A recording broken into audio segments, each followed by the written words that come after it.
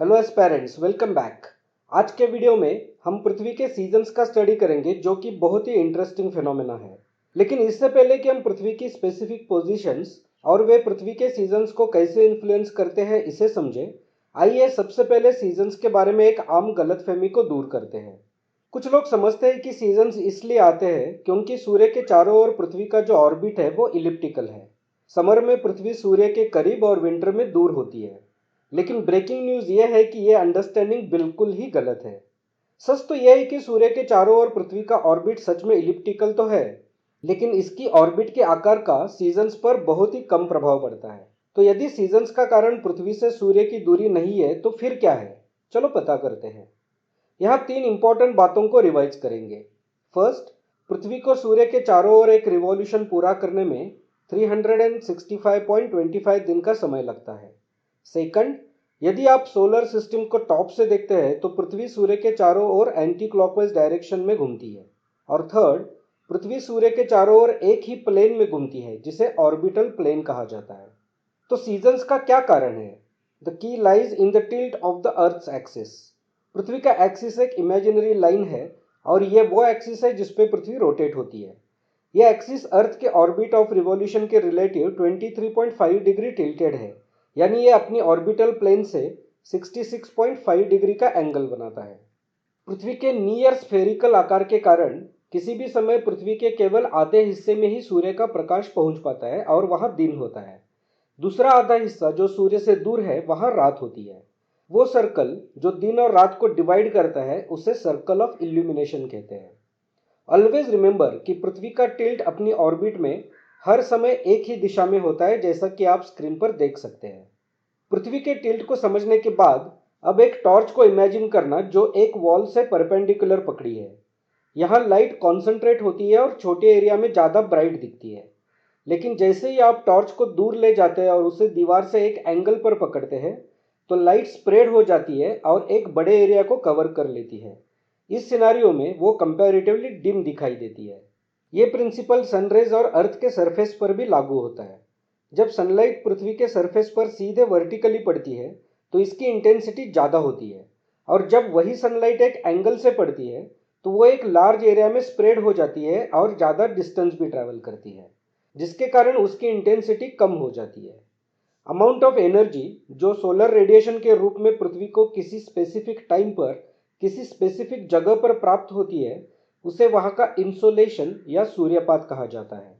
Now armed with this knowledge, let us explore the four key positions of the earth that mark the solstices and equinoxes and understand how they contribute to the changing seasons. सबसे पहले 21 जून की position पर नजर डालते हैं। इस दिन northern hemisphere सूर्य की ओर झुका हुआ होता है और इस दौरान सनरेज ट्रॉपिक ऑफ कैंसर जो इक्वेटर से 23.5 डिग्री नॉर्थ में होता है वहां पर डायरेक्टली वर्टिकल होती है। ट्रॉपिक ऑफ कैंसर पर सबसे अधिक इंसोलेशन होता है और नॉर्दर्न हेमिस्फीयर के बड़े पोर्शन में सनलाइट होने के कारण वहां समर होता है, जिसमें दिन बड़े और रातें छोटी होती है। जबकि सदर्न हेमिस्फीयर में विंटर होता है, जिसमें दिन छोटे और रातें लंबी होती है। नॉर्थ पोल पर यानी आर्कटिक सर्कल के आगे के एरियाज में सनसेट नहीं होता है, क्योंकि वहां अर्थ का पूरा रोटेशन सनलाइट में ही कंप्लीट होता है, जिसके कारण वहां लगातार दिन का उजाला रहता है। लेकिन यहाँ सनरेज बहुत एंगुलर होती है और इसलिए इन एरियाज में ट्रॉपिक ऑफ कैंसर के पास वाले एरियाज की कंपैरिजन में बहुत ही कम हीट प्राप्त होती है, यानी कम इंसोलेशन होता है। साउथ पोल पर सनराइज होता ही नहीं, जिससे वहाँ कंटिन्यूस डार्कनेस रहता है। वहाँ पृथ्वी अपना रोटेशन डार्कनेस में ही पूरा करती है। स्क्रीन पर आप इस समय पृथ्वी के अलग अलग लैटिट्यूड्स पर दिन की लेंथ को देख सकते हैं। इस स्थिति को कहते हैं समर सोल्स्टिस। इसके ऑपोजिट होता है दिसंबर सोल्स्टिस में, जो 22 दिसंबर को होता है। इस दिन पृथ्वी की सन से रिलेटिव पोजीशन 21 जून के पोजीशन के ठीक ऑपोजिट होती है। 22 दिसंबर को साउथ पोल सन की ओर झुका हुआ होता है और सनरेज ट्रॉपिक ऑफ कैप्रिकॉर्न जो इक्वेटर से 23.5 डिग्री साउथ में है वहां पर डायरेक्टली वर्टिकल होती है। ट्रॉपिक ऑफ कैप्रिकॉर्न पर तब सनरेज वर्टिकल होने के कारण मैक्सिमम इंसोलेशन होता है। सदर्न हेमिस्फीयर में समर सीजन होता है जिसमें लंबे दिन और रातें छोटी होती है, जबकि नॉर्दर्न हेमिस्फीयर में विंटर होता है जिसमें छोटे दिन और रातें लंबी होती है। स्क्रीन पर आप इस समय पृथ्वी के अलग अलग लैटिट्यूड्स पर दिन की लेंथ को देख सकते हैं। नॉर्थ पोल पर सनराइज नहीं होता है, जिसके कारण लगातार अंधेरा रहता है, जबकि साउथ पोल पर सनसेट नहीं होता है, जिसके कारण लगातार दिन का उजाला रहता है। लेकिन क्योंकि सूर्य की किरणें अंटार्कटिक सर्कल के आगे और साउथ पोल पर बहुत ही ज़्यादा एंगुलर होती है, इसलिए ट्रॉपिक ऑफ कैप्रिकॉर्न की कंपैरिजन में पोलर एरिया का तापमान बिल्कुल ही ज़्यादा नहीं होता है। इस पोजीशन को कहते हैं विंटर सोल्स्टिस। जब भी हम 25 दिसंबर यानी क्रिसमस के बारे में सोचते हैं तो हमारे आंखों के सामने स्नोमैन और कोल्ड वेदर आ जाता है। लेकिन 25 दिसंबर को ऑस्ट्रेलिया और न्यूजीलैंड जो ट्रॉपिक ऑफ कैप्रिकॉर्न के पास है वहाँ समर होता है, जबकि इटली और स्पेन जो नॉर्दर्न हेमिस्फीयर में है वहाँ विंटर होता है।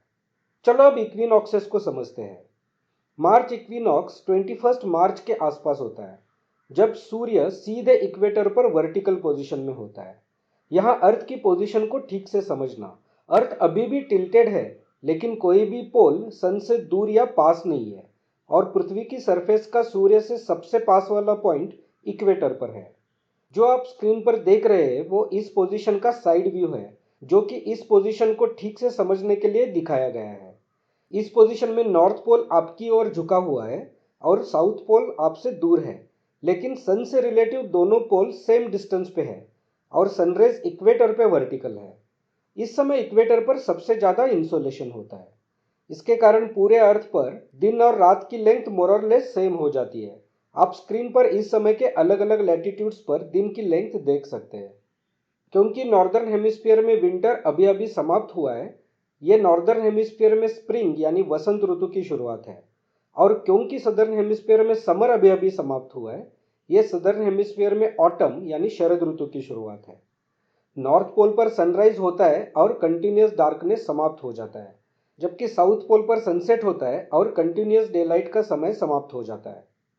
लास्टली सितंबर इक्विनॉक्स 23 सितंबर को होता है, जब सूर्य फिर से सीधे इक्वेटर पर वर्टिकल होता है, जिसके कारण दिन और रात की लेंथ पूरे अर्थ पर मोर और लेस सेम होती है, जिसे आप स्क्रीन पे देख सकते हो।